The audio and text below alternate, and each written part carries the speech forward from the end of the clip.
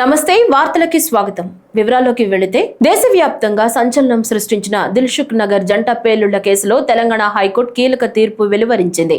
NIA court విధించిన ఉరిశిక్షను రద్దు చేయాలంటూ 5 దోషులు దాఖలు చేసిన అప్పీళ్లను ఉన్నత న్యాయస్థానం డిస్మిస్ చేసింది. ఎన్ఐఏ కోర్టు తీర్పును హైకోర్టు సమర్థించింది. 2013 ఫిబ్రవరి 21న దిల్సుఖ్ నగర్ లోని బస్ స్టాప్ లో మిర్చి పాయింట్ వద్ద జరిగిన జంట పేలుళ్లలో 18 మంది మృతి చెందగా 131 మంది గాయపడ్డారు. ఈ కేసులో ప్రధాన నిందితుడు మహమ్మద్ రియాజ్ అలియాస్ రియాజ్ బత్కల్ పరారీలో ఉండగా మిగిలిన 5 నిందితులకు ఎన్ఐఏ కోర్టు ఉరిశిక్ష విధిస్తూ 2016 డిసెంబర్ 13న తీర్పు వెలువరించింది. అనంతరం ఉరిశిక్ష ధృవీకరణ నిమిత్తం ఎన్ఐఏ కోర్టు తీర్పును హైకోర్టుకు నివేదించింది.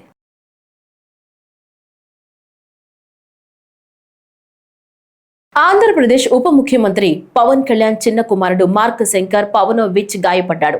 సింగపూర్లోని స్కూల్లో జరిగిన అగ్ని ప్రమాదంలో అతడి చేతులు కాళ్లకు గాయాలయ్యాయి.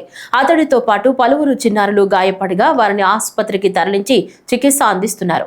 ఈ విషయం తెలుసుకున్న పవన్ కళ్యాణ్ సింగపూర్ వెళ్లనున్నారు. సింగపూర్లోని రివర్ వ్యాలీ షాప్ హౌస్ లో మంగళవారం ఉదయం 9:45 ఈ ఘటన చోటు చేసుకుంది.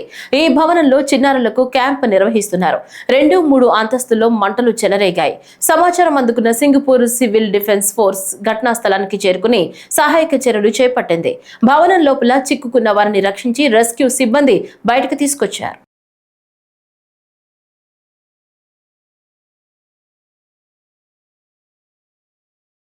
ఆంధ్రప్రదేశ్ ఉప ముఖ్యమంత్రి నటుడు పవన్ కళ్యాణ్ చిన్న కుమారుడు మార్క్ శంకర్ సింగపూర్ లో జరిగిన ఓ అగ్ని ప్రమాదంలో గాయపడిన విషయం తెలిసిందే. మార్క్ శంకర్ చదువుతున్న స్కూల్లో అగ్ని ప్రమాదం జరగ్గా అతని చేతులు కాళ్లకు స్వల్ప గాయాలయ్యాయి. ప్రస్తుతం ఓ దవాఖానాలో అతను చికిత్స పొందుతున్నాడు. అయితే ఈ ఘటనపై ఇప్పటికే పలువురు రాజకీయ నేతలతో పాటు పలువురు సినీ ప్రముఖులు సోషల్ మీడియా వేదికగా సంతాపం తెలుపుతున్నారు. అలాగే ఏపీ ముఖ్యమంత్రి చంద్రబాబు స్పందిస్తూ మార్క్ శంకర్ కు గాయాలైన విషయం ఆందోళన కలిగించిందన్నారు. సింగపూర్ ఆసుపత్రిలో చికిత్స తీసుకుంటున్న శంకర్ త్వరగా కోలుకోవాలని ప్రార్థిస్తున్నారని చంద్రబాబు ట్వీట్ చేశారు. ఈ ఘటనపై మంత్రి నారా లోకేష్ స్పందించారు. మార్క్ శంకర్ త్వరగా కోలుకోవాలన్నారు. ఈ ఘటనపై మాజీ ముఖ్యమంత్రి వైఎస్ జగన్మోహన్ రెడ్డి దిగ్భ్రాంతి వ్యక్తం చేశారు. మార్క్ శంకర్ త్వరగా కోలుకోవాలని ఆకాంక్షిస్తున్నానని ఎక్స్ ఖాతాలో వైఎస్ జగన్ పోస్టు చేశారు. తాజాగా మార్క్ శంకర్ కు ప్రమాదంపై బీఆర్ఎస్ వర్కింగ్ ప్రెసిడెంట్ కేటీఆర్ కూడా ఎక్స్ వేదికగా స్పందించారు. ఆ చిన్నారి త్వరగా కోలుకోవాలని ప్రార్థిస్తున్నారని కేటీఆర్ రాసుకొచ్చారు. ఈ ప్రమాదంపై మార్క్ శంకర్ పెదనాన్న చిరంజీవి స్పందించారు. 8 ఏళ్ల వయసున్న మార్క్ శంకర్ ఆరోగ్య పరిస్థితి బాగుందని తెలిపారు. కాళ్లకు స్వల్ప గాయాలయ్యాయని వెల్లడించారు. శంకర్ త్వరగా కోలుకోవాలని విజయవాడలో Janasena central zone convener Badita Shankar Vijayawada దుర్గమ్మకు కొబ్బరికాయలు కొట్టి ప్రత్యేక పూజలు నిర్వహించారు. రాష్ట్ర వ్యాప్తంగా పవన్ అభిమానులు జన సైనికులు పవన్ కళ్యాణ్ చిన్న కొడుకు త్వరగా కోలుకోవాలని ప్రత్యేక ప్రార్థనలు పూజలు నిర్వహిస్తున్నారు. కాగా చిరంజీవితో పాటు ఆయన కుటుంబ సభ్యులు ప్రత్యేక విమానంలో సింగపూర్ వెళ్లి శంకర్ ను పవన్ భార్య అన్నా లెజోనోవాను కలవనున్నట్లు సమాచారం.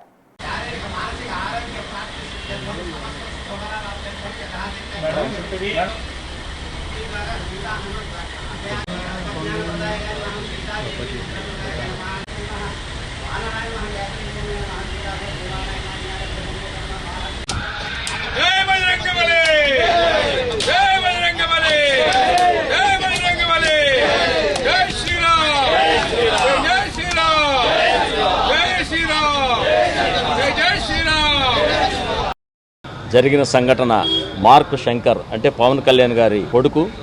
వారికి కిచెన్లో వారితో పాటు ఒక 14 మందికి ఫైర్ యాక్సిడెంట్ జరిగి కాళ్ళకి చేతులకి దెబ్బలు తగిలినాయి. మరి ఆ యాక్సిడెంట్ తెలిసి కూడా మా నాయకుడు పవన్ కళ్యాణ్ గారు మన్యం ప్రజలకి ఏదైతే మాట ఇచ్చారో ఆ మాట ప్రకారం ఈ రాష్ట్రంలో పర్యటన చేస్తూ వాళ్ళకి ఇచ్చిన మాట ప్రకారం నిలబడి ఈ రాష్ట్రం సస్యశ్యామలంగా ఉండాలని ఆయన పవన్ కళ్యాణ్ గారి స్వయాన కొడుకైనా సరే పక్కన పెట్టి ఆ ప్రోగ్రాం ముగించుకొనే వారు ఆ బాబు దగ్గరికి వెళ్ళడం జరుగుతుంది. మరి ఆ కుటుంబం కూడా అందరూ సస్యశ్యామలంగా ఉండాలని ఆ అమ్మవారిని వాళ్ళ విలవేలిపోయినటువంటి అమ్మవారు కానీ వాళ్ళ ఆంజనేయ స్వామిని కానీ మేము మొక్కుకోవడం జరిగింది. అట్లాగే ఇక్కడున్న జనసేన నాయకులు విజయవాడ జనసేన చెందిన మహిళా లీడర్లు అందరం కూడా మొక్కు తీర్చుకొని కొబ్బరికాయలు కొట్టి మొక్కు తీర్చుకొని ఆ కుటుంబానికి ఏ ఆపద రాకుండా ఉండాలని కూడా మేము మనసారా కోరుకుంటూ ఆ ఆంజనేయ స్వామికి మొక్కు తీర్చుకున్నాం. పవన్ కళ్యాణ్ గారు ఈ రాష్ట్రం కోసం ఏదైతే కట్టుబడి ఉన్నారో ఆ మాట ప్రకారమే ఆయన జిల్లాల పర్యటన చేయడం జరుగుతుంది. ఆ జిల్లాల పర్యటనలో ఉన్నప్పుడు ఏ సంఘటన జరిగినా సరే అది ముగించుకొని వెళ్తున్నారు తప్పితే ఏది కూడా నా కుటుంబానికి ఆపద వచ్చిందనే కానీ ఏ రోజు కూడా వెళ్ళలేదు. ఇది మొదటిసారి కాదు, ఇలాంటి చాలాసార్లు జరిగినా సరే వారు ఇదే పద్ధతిలో ఈ రాష్ట్రాన్ని పాలిస్తున్నారు తప్పితే స్వార్థం కోసం ఈ రాష్ట్ర రాజకీయాలు పవన్ కళ్యాణ్ గారు అయితే ఎప్పుడు కూడా చేయలేదని కూడా ఈ సందర్భంగా తెలియజేస్తూ ఆ ఆంజనేయ స్వామి ఆ కుటుంబాన్ని చల్లగా కాపాడాలని కూడా ఈ సందర్భంగా తెలియజేస్తున్నారు. అమెరికా సుంకాల భారం పేరుతో ఆక్వా రైతులకు ఇచ్చే ధరలు తగ్గించవద్దని 100 కౌంట్ రొయ్యలకు కిలోకు 220 రూపాయల చొప్పున ఇవ్వాలని ముఖ్యమంత్రి చంద్రబాబు ఆక్వా ఎగుమతి వ్యాపారులకు సూచించారు. సుంకాల భారం నుంచి బయటపడడంతో పాటు ఆక్వా రంగం ఎదుర్కొంటున్న సమస్యల పరిష్కారంపై చర్చించి నిర్ణయాలు తీసుకునేందుకు ఆక్వా రైతులు, ఆక్వా రంగ నిపుణులు, ప్రభుత్వ అధికారులు, భాగస్వాములు, ఎంపెడా ప్రతినిధులు, ఎగుమతిదారులు మొత్తం 11 మందితో కమిటీ ఏర్పాటు చేయాలని అధికారులను ఆదేశించారు. గోదావరి జిల్లాలో ఆక్వా చెరువులకు కాలువల ద్వారా నీటిని సరఫరా చేస్తామని హామీ ఇచ్చారు. కేరళ తరహాలో అరకు ప్రాంతాన్ని హోమ్ టూరిజం పేరిట అభివృద్ధి చేస్తామని AP deputy CM Pavan Kalyan అన్నారు. అల్లూరి సీతారామరాజు జిల్లాలో 2వ రోజు ఆయన పర్యటన కొనసాగింది. డుమ్రిగూడ మండలం కురిడిలోని బ్రహ్మరాంబ సమేత మల్లికార్జున స్వామికి పవన్ ప్రత్యేక పూజలు నిర్వహించారు. అనంతరం గిరిజనుల కోరిక మేరకు గ్రామాన్ని ఆయన సందర్శించారు. అనంతరం నిర్వహించిన రచ్చబండ కార్యక్రమంలో పవన్ పాల్గొన్నారు. కురిడి గ్రామాన్ని మోడల్ పర్యాటక కేంద్రంగా తీర్చిదిద్దుతామని చెప్పారు. గ్రామ దేవతల ఆలయాలను అభివృద్ధి చేసి స్థానికులకు ఉపాధి కల్పిస్తామన్నారు. ఉపాధి హామీ పథకంలో భాగంగా ఉద్యాన పంటల మొక్కలను అందజేస్తామని చెప్పారు. కురిడి గ్రామ అభివృద్ధికి పవన్ తన సొంత నిధుల నుంచి 5 లక్షల రూపాయలు ప్రకటించారు.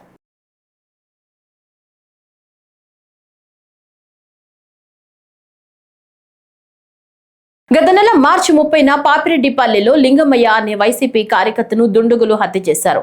ఈ సందర్భంగా లింగమయ్య కుటుంబాన్ని మాజీ సీఎం జగన్ పరామర్శించారు. అనంతరం వారి కుటుంబానికి అండగా ఉంటానని ఆయన హామీ ఇచ్చారు. అనంతరం జగన్ మీడియాతో మాట్లాడుతూ రాష్ట్రంలో రాజకీయ పరిస్థితుల్లో లా అండ్ ఆర్డర్ దిగజారిపోయాయని అన్నారు. రాష్ట్రంలో రెడ్ బుక్ రాజ్యాంగం ప్రజల్ని ఆందోళనకు గురి చేస్తోందని జగన్ మండిపడ్డారు. అలాగే స్థానిక సంస్థల ఎన్నికల్లో టీడీపీకి భంగపాటు కలిగిందని జగన్ గుర్తు చేశారు. 50 చోట్ల ఎన్నికలు జరిగితే 39 స్థానాల్లో వైసీపీ గెలిచిందని అన్నారు.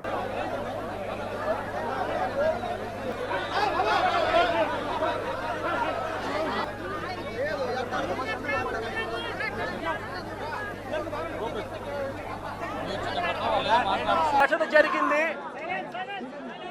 ఎందుకు రాష్ట్రంలో ఈ పరిస్థితులు ఉన్నాయి అన్నది నిజంగా ప్రతి ఒక్కరూ కూడా వాళ్ళ గుండెల మీద చేతులు వేసుకుని ఆలోచన చేయాల్సిన అవసరం ఎంతైనా ఉంది.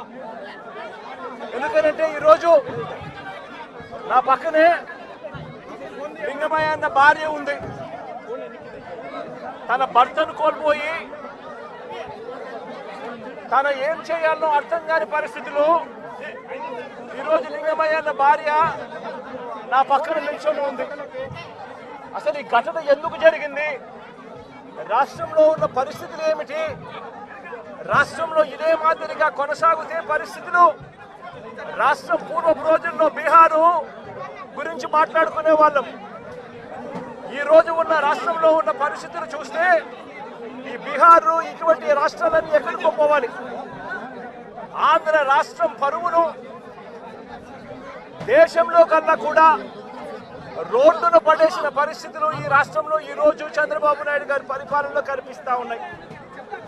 నేను అడుగుతా ఉన్నా, ఇదే పెద్ద మనిషి చంద్రబాబు నాయుడు గారిని అడుగుతా ఉన్నా, రాష్ట్రంలో ఇంత దిగజారిన రాజకీయ పరిస్థితులు, దిగజారిన లా అండ్ ఆర్డర్ పరిస్థితులు, రెడ్ బుక్ పరిపాలన ఎందుకు కొనసాగనిస్తా ఉన్నారు అని చెప్పి నేను అడుగుతా ఉన్నా.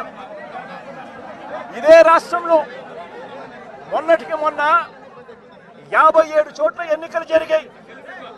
ఈ 57 చోట్లకు జడ్పీ చైర్మన్లు ఎన్నుకునే కార్యక్రమం కానీ, ఎంపీపీ వైస్ ఎంపీపీలను ఎన్నుకునే కార్యక్రమం కానీ, కోఆప్షన్ సభ్యులను ఎన్నుకునే కార్యక్రమాలు కానీ, ఉప సర్పంచ్ ఎన్నుకునే కార్యక్రమాలు కానీ, వీటి అన్నింటిలోనూ కూడా 57 చోట్ల రాష్ట్రంలో ఎన్నికలు జరిగితే 7 చోట్ల చంద్రబాబు నాయుడు గారికి వాతావరణం సరిగ్గా లేదు అని, తాను గెలిచే పరిస్థితి ఎక్కడా కూడా కనిపించడం లేదు అని, ప్రలోభాలు పెట్టడానికి ఇంకా సమయం కావాలి అని ఏకంగా 7 చోట్ల ఎన్నికలు చంద్రబాబు నాయుడు గారు పోస్ట్పోన్ చేయించారు. మరో 50 చోట్ల ఎన్నికలు అనివార్య పరిస్థితుల్లో, ఇక జరగక తప్పని పరిస్థితిలో, అంటే చంద్రబాబు నాయుడు గారు ఎంత భయపెట్టినా ఎంత ప్రలోభాలు పెట్టినా కూడా ఎవరు కూడా లొంగని పరిస్థితి కనిపించిన నేపథ్యంలో ఎన్నికలు జరపక తప్పని పరిస్థితిలో జరపాల్సి వచ్చింది. నేను అడుగుతా ఉన్నా, ఈ 50 చోట్ల ఎన్నికలు జరిగితే ఏకంగా 39 చోట్ల వైఎస్ఆర్సీపీ గెలిచింది.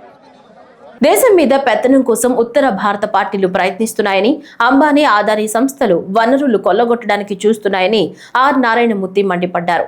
మాజీ ఎంపీ ఎమ్మెల్యే వడ్డే శోభనాద్రీశ్వరరావు రచించిన రాష్ట్ర ప్రభుత్వ పథకాల ప్రాధాన్యతలో సవరణల ఆవశ్యకత పుస్తక ఆవిష్కరణ చలనచిత్ర నటుడు దర్శకుడు ఆర్ఆర్ నారాయణమూర్తి చేతుల మీదుగా ప్రెస్ క్లబ్ లో జరిగింది.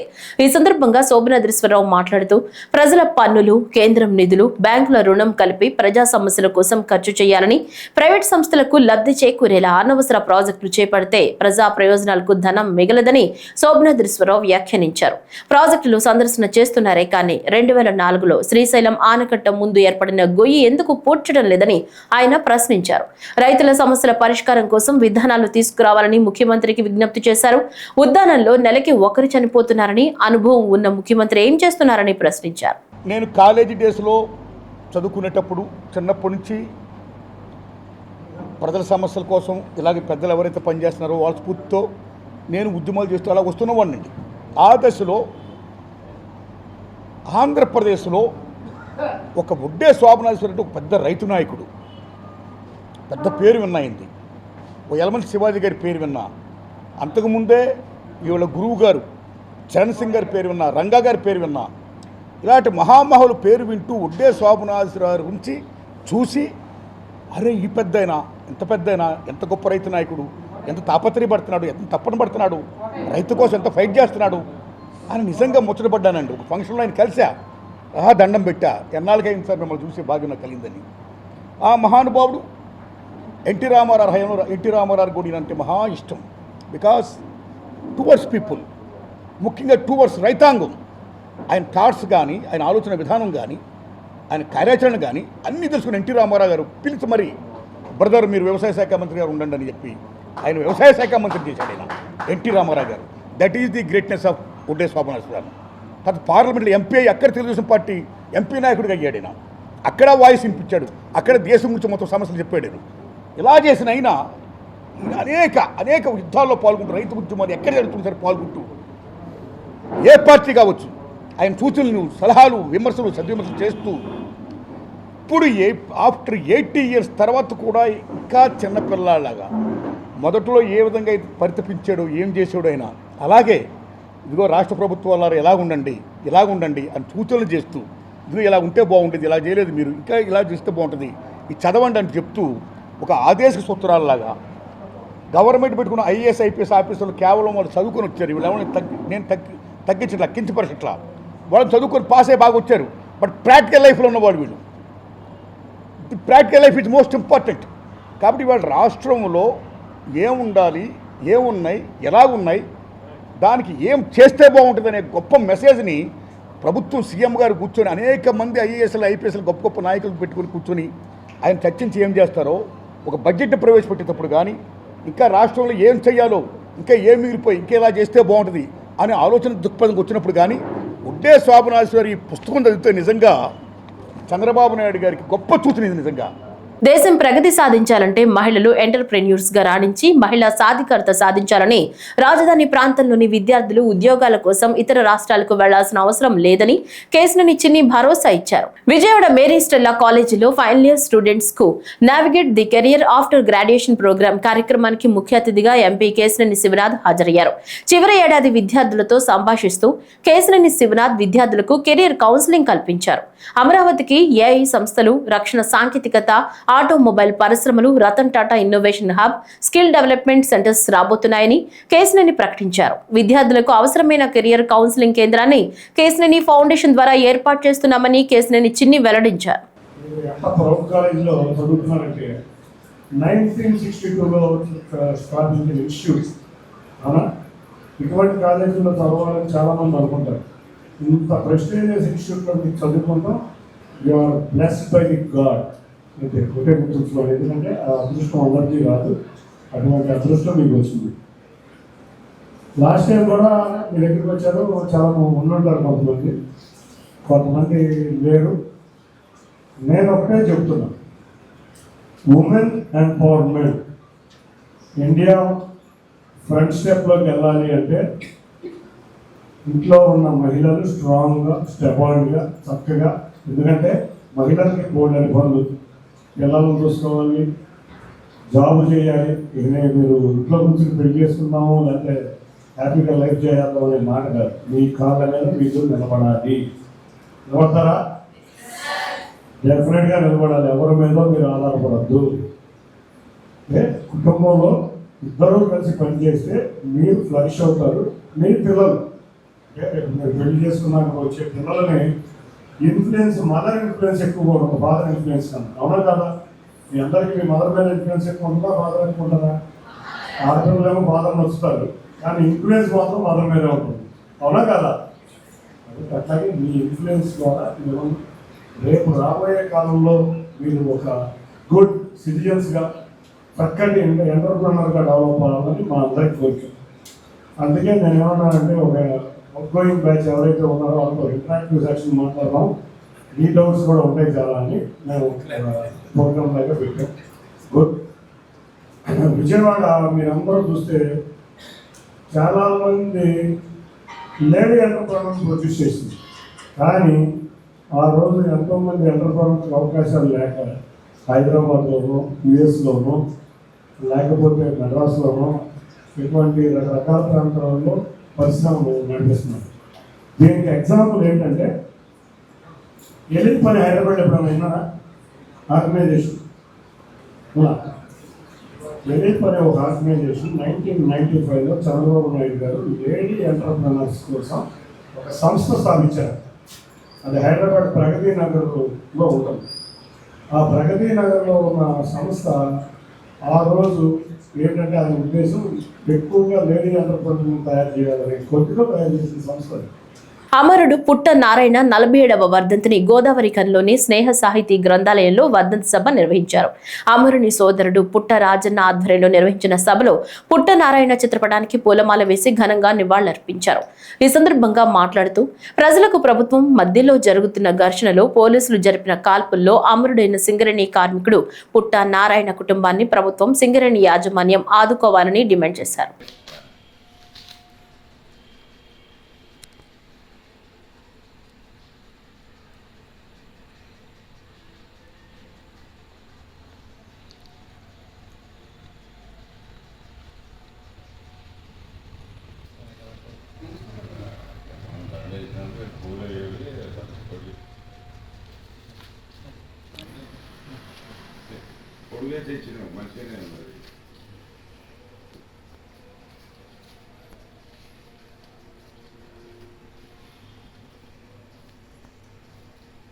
లోపల రమేష్ అభిని రేపు చేసినారనేది అప్పటి అలిగేషను. దాని కొరకు మన స్టేట్ అంతా, ఏపీ స్టేట్ అంతా, అప్పుడు కంబైన్డ్ స్టేటు అజిటేషన్ జరిగింది. చాలా అల్లరి జరిగినాయి అంతటా టౌన్లలో. ఇక్కడ కూడా అల్లరి జరిగింది. జరుగుతుంటే పోలీసులు ఫైరింగ్ చేసిండ్రు. అనుకోకుండా ఈయన అక్కడి నుంచి పోకుండా చనిపోయాడు. పోలీసుల ఉద్దేశం లేదు, గవర్నమెంట్ ఉద్దేశం లేదు, ఈయన ఒక క్రిమినల్ కాదు. సరే, ఏ విధంగా చనిపోయినా గవర్నమెంట్ బాధ్యత ఏంది, వాళ్ళ కుటుంబాన్ని ఆదుకోవాల్సి ఉండే. సింగరేణి కార్మికుడు కాబట్టి సింగరేణి అన్న ఆదుకోవాలి, లేదా గవర్నమెంట్ అన్న ఆదుకునేది ఉండే. అది జరగలేదు. ఇప్పటికైనా కానీ గవర్నమెంట్ చొరవ తీసుకొని వాళ్ళ కుటుంబాన్ని ఆదుకోవాలని అందరూ ఇలా రాజ్యహింసకు బలి అయినటువంటి సింగరేణి కార్మికుడు పుట్ట నారాయణ గోదావరికనికి సమీపంలో ముత్యాల గ్రామస్తుడు, సింగరేణి కార్మికుడు.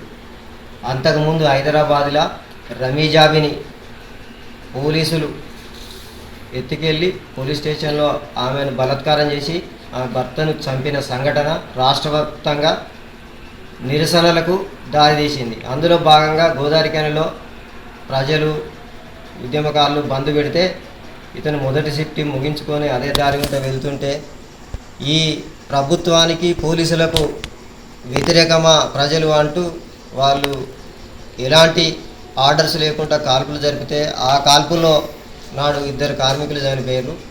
అందులో పుట్టనారాయణ అనే సింగరేణి కార్మికుడు మా సోదరుడు, మా బ్రదరు. ఇతను చనిపోయి నేటికి 77 సంవత్సరాలు అవుతుంది.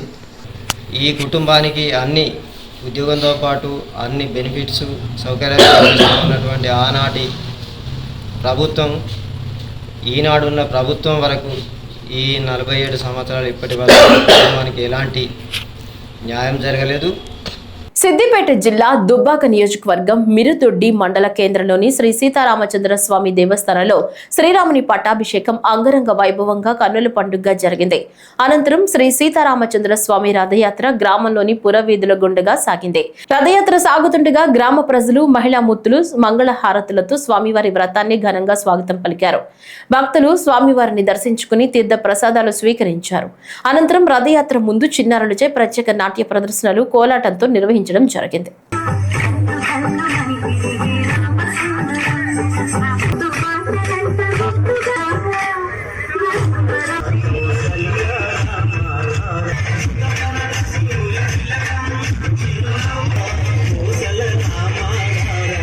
విజయవాడలో ఆధునీకరించిన పాస్పోర్ట్ సేవా కేంద్రాన్ని కేంద్ర విదేశాంగ శాఖ సహాయ మంత్రి కీర్తివర్ధన్ సింగ్, ఎంపీ కేశినేని శివనాథ్, నగర శాసనసభ్యులు సుజనా చౌదరి, గద్దె రామ్మోహన్ రావు, బోండా ఉమామహేశ్వరరావు సంయుక్తంగా ప్రారంభించారు. ముఖ్య అతిథిగా హాజరైన కీర్తివర్ధన్ సింగ్ తొలుత ఎంజీ రోడ్లోని పాస్పోర్ట్ సేవా కేంద్రాన్ని ఆరంభించి అనంతరం కంట్రోల్ రూమ్ సమీపంలో రాష్ట్రంలో నూతనంగా ఏర్పాటు చేసిన 2వ ప్రాంతీయ పాస్పోర్ట్ కార్యాలయ ప్రారంభోత్సవంలో పాల్గొన్నారు. రీజనల్ పాస్పోర్ట్ కార్యాలయ శిలాఫలకం ఆవిష్కరించిన కేంద్ర మంత్రి కీర్తివర్ధన్ సింగ్ పాస్పోర్ట్ కార్యాలయ సిబ్బందితో సంభాషిస్తూ వివిధ విభాగాలు సందర్శించాక కార్యాలయ ఆవరణలో పాస్పోర్ట్ జారీ వాహనాన్ని కేంద్ర మంత్రి ప్రారంభించారు. విజయవాడలో ప్రాంతీయ పాస్పోర్ట్ కార్యాలయం ఏర్పాటు చేయడం ఆనందంగా ఉందని, కార్పొరేట్ ఆఫీసులకు ధీటుగా పాస్పోర్ట్ కార్యాలయం, ప్రాంతీయ పాస్పోర్ట్ కార్యాలయం ఉందని ప్రశంసించారు.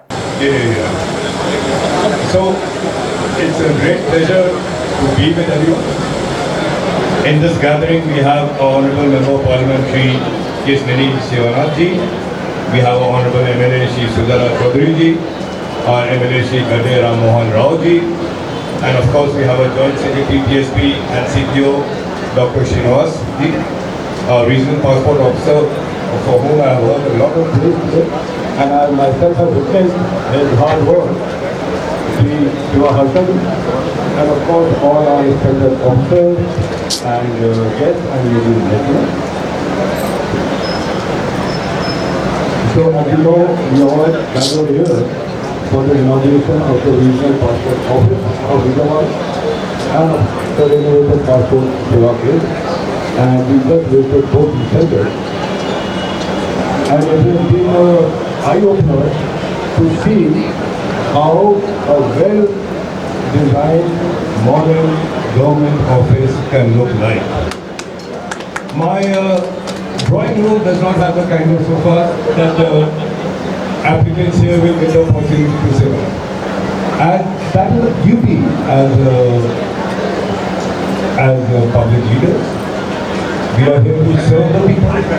We are here to serve the nation.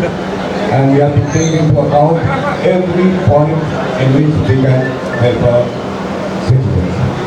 And again, I'd like to congratulate the Passport Seva Camp team, headed by Shri Shiva Harshadi, for his diligence and hard work that he's put and the team has put in developing this passport office and in renovating the Passport Seva. Passport office ఒకటి వైజాగ్, ఒకటి విజయవాడ, ఒకటి చాలా ఇక్కడ ఈ ప్రాంతంలో ఎక్కువగా Gulf వెళ్ళే ప్రజలే కాకుండా అమెరికా, యూరోప్లో వెళ్ళే ప్రజలు ఎక్కువ మంది ఉన్నారు. ఈ పాస్పోర్ట్ సేవలు మొన్నదాకా 600 ఇంకా అది కూడా వైజాగ్ వెళ్ళి వచ్చేది, వాళ్ళ 2000 కెపాసిటీకి వచ్చిందంటే ఇది ఈ సేవా కేంద్రం యొక్క యూజ్ మనం అర్థం చేసుకోవచ్చు. కాబట్టి ఎవరు కూడా పాస్పోర్ట్ కోసం వారం 10 రోజుల నుంచి ఎక్కువ వెయిట్ చేసే పరిస్థితి ఉండదు. ఎందుకంటే ఎవ్రీ ఇయర్ 3 lakhs పాస్పోర్ట్స్ ఈ ఆఫీస్ నుంచే డెలివరీ అవుతుంది. కాబట్టి ఇటువంటి సేవా కార్యక్రమాలు మన ఇంకొకటి అన్నిటికన్నా ప్రధాని నరేంద్ర మోడీ గారి వికసిత్ భారత్లో మనం 247 వికసిత్ భారత్లో భాగంగా అన్ని పాస్పోర్ట్ ఆఫీసులు చక్కటి కార్పొరేట్ ఆఫీసు లాగా తయారవుతుంది.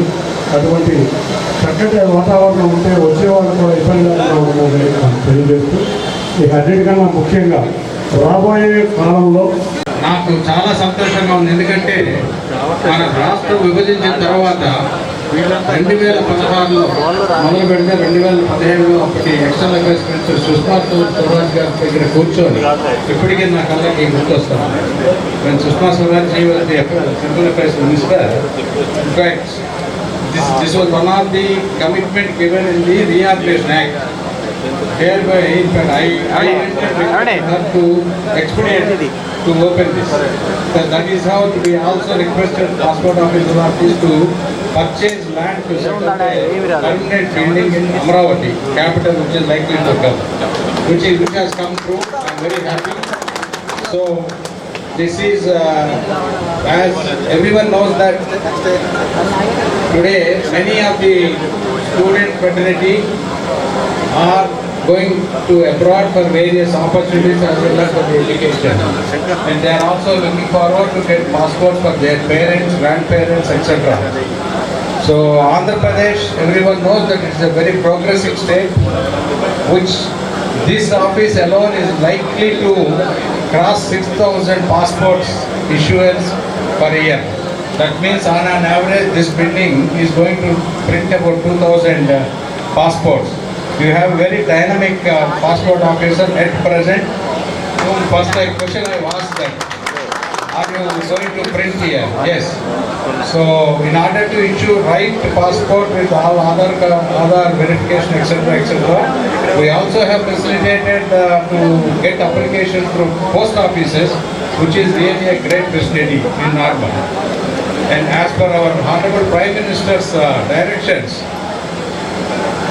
ప్రభుత్వం మద్యం షాపుల పేరుతో పేదల రక్తాన్ని తాగిన వైసీపీ నేతలు నేడు మద్యం వ్యాపారంలో ఏదో జరిగిపోతుందని వాగుతుంటే ఆశ్చర్యంగా ఉందని రాష్ట్ర గనులు, భూగర్భ వనరులు, ఎక్సైజ్ శాఖ మంత్రి కొల్లు రవీంద్ర ఎద్దేవా చేశారు. మచిలీపట్నం పార్లమెంటరీ పార్టీ కార్యాలయంలో మీడియాతో మాట్లాడారు. వైసీపీ మద్యం కుంభకోణంపై విచారణ వేగవంతం కావడంతో ప్రజల దృష్టి మరల్చమని వచ్చిన ఆదేశాల మేరకు మీడియా ముందుకు స్క్రిప్ట్ తీసుకొచ్చి ఏదేదో వాగుతున్నాడన్నారు. మద్యం దోపిడీ లక్ష్యంతో గతంలో ఎక్సైజ్ శాఖను నాశనం చేశారు. ప్రభుత్వం మద్యం షాపుల పేరుతో 50 రూపాయలు ఉండే క్వార్టర్ 200 రూపాయలకు అమ్మి ప్రజల్ని దోచుకున్నారు. మద్య నిషేధం చేస్తానన్న జగన్ రెడ్డి 5 ఏళ్లలో ఎందుకు చేయలేదో సమాధానం చెప్పాలని డిమాండ్ చేశారు. మద్యం దోపిడీకి ఎవరు అడ్డు రాకుండా ఉండేందుకు డిస్టిలరీలను బెదిరించి భయపెట్టి హస్తగతం చేసుకున్నారని తెలిపారు. ఇవాళ ఇసుక కానీ మద్యంలో కానీ చాలా పారదర్శకంగా ముఖ్యమంత్రి గారు ఎప్పటికప్పుడు రిపోర్ట్స్ తెప్పించుకొని ఎక్కడైనా తప్పు జరిగితే ఇమీడియట్గా యాక్షన్స్ తీసుకోవడం జరుగుతుంది. మీరు దీని మీద మాట్లాడుతూ ఉన్నారే. ఇవాళ అందుకనే సిట్ వేసాం. సిట్ నివేదిక వస్తుంది. ఒక్కొక్కరిని వాళ్ళ మీద చర్యలు తీసుకోవడం జరుగుతుంది. ఎవరో తప్పించుకోలేరు. ఇవాళ సిగ్గు లేకుండా పేద ప్రజల బియ్యాన్ని కొట్టేసి ఇక నిత్యం ఒక దుర్మార్గమైనటువంటి ఆలోచన. మొన్నటి వరకేమో ముసుగుదాన్ని ఎక్కడో దాక్కున్నారు, పారిపోయారు.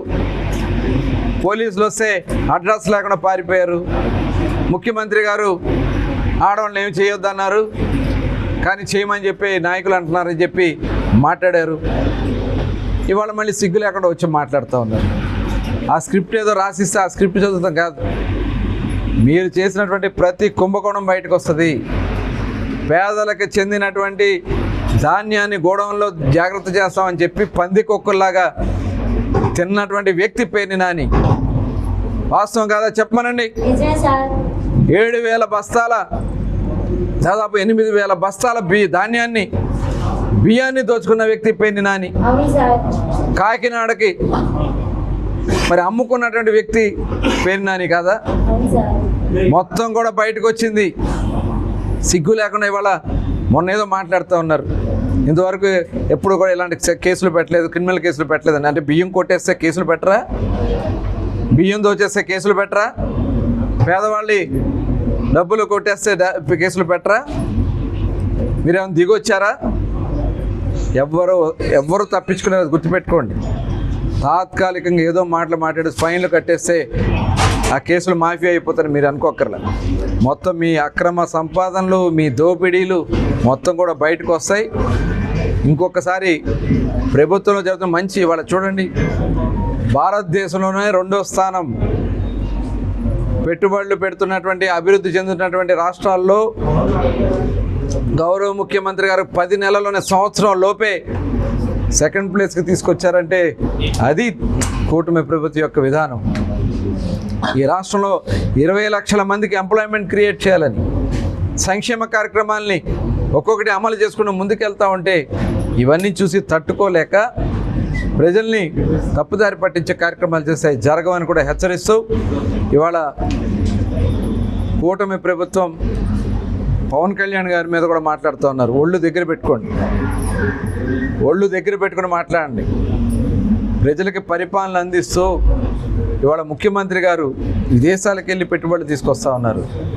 అనేక కంపెనీలు ఈ రాష్ట్రానికి వస్తూ ఉన్నాయి. వెళ్ళిపోయిన అన్ని కంపెనీలు తిరిగి వస్తూ ఉన్నాయి. ఈ వార్తలు ఇంతటితో సమాప్తం. నమస్కారం.